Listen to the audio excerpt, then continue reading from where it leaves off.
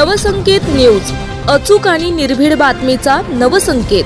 ज्योतिबा डोंगरावर आढळलेल्या मृतदेहाच्या खुनाचा उलगडा, 2 आरोपी कर्नाटकामधून अटकेत।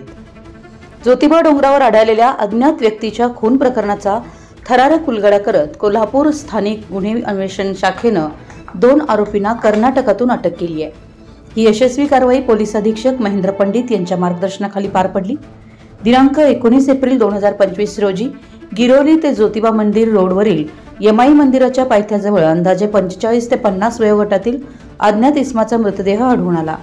या मृत व्यक्तीला दोरीने गळा आवळून आणि हातपाय बांधून डोंगरावर टाकण्यात आलं होतं। या प्रकरणी कोडोली पोलीस ठाण्यात अज्ञात व्यक्तीविरुद्ध खुनाचा गुन्हा दाखल करण्यात आला आहे। मृताची ओळख पटवणं हे पोलिसांसमोर मोठं आव्हान होतं। घटनास्थळी कोणतेही ठोस पुरावे, मोबाईल किंवा प्रत्यक्षदर्शी मिळाले नव्हते। पोलीस अधीक्षकांच्या आदेशानुसार स्थानिक गुन्हे अन्वेषण शाखेचे पोलीस निरीक्षक रवींद्र कळमकर यांच्या मार्गदर्शनाखाली विविध पथकं तयार करून तपास सुरू झाला। 120 पेक्षा अधिक सीसीटीव्ही फुटेजची पाहणी केल्यानंतर एक ओमनी गाडी मृतदेह डोंगरावर आणताना दिसली। तपासातून ही गाडी जयसिंगपूरमध्ये सापडली आणि तिचा मालक राजू भीमाप्पा हुलागटी, राहणार देसाईवाडी, तालुका अथणी, जिल्हा बेळगाव याला ताब्यात घेण्यात आलं। सखोल चौकशीत त्यानं खुनाची कबुली दिली। मृत आप्पासो बोरगावे, वय 45, राहणार मोळे, तालुका कागवाड, जिल्हा बेळगाव यांना आपल्या मृत भावाच्या पत्नीशी अनैतिक संबंध होते। त्या महिलेला आता दुसऱ्या आरोपी गौडप्पा शिंदेशी प्रेम संबंध होते। आप्पासो वारंवार मारहाण व शिवीगाळ करत होता, त्यामुळे भाऊजाईनं गौडप्पाला आप्पासोला संपवण्यास सांगितलं। 18 एप्रिल रोजी दारू पाजून त्याला फसवून ओमनी गाडीतून ज्योतिबा डोंगरावर नेलं आणि त्याचा खून केला। राजू भीमाप्पा हुलागटी, वय 41, गौडप्पा आनंद शिंदे, वय 33 वापरलेली ओमनी कार KA 23 M6356 ताब्यात घेतली आहे।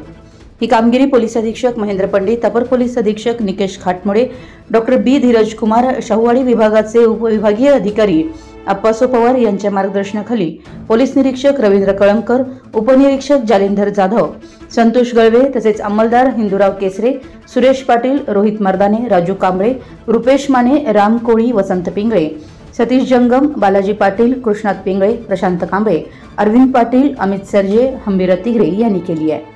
कोल्हापूर पोलिसांच्या या तात्काळ आणि प्रभावी कारवाईमुळे गुन्ह्याचा यशस्वी उलगडा झाला असून आरोपींविरुद्ध कठोर कारवाई करण्यात येणार आहे। आपल्या परिसरातील महत्त्वाच्या बातम्या पाहण्यासाठी आमच्या नवसंकेत न्यूज चॅनलला YouTube वर सबस्क्राइब करा आणि बेल आयकॉन प्रेस करा।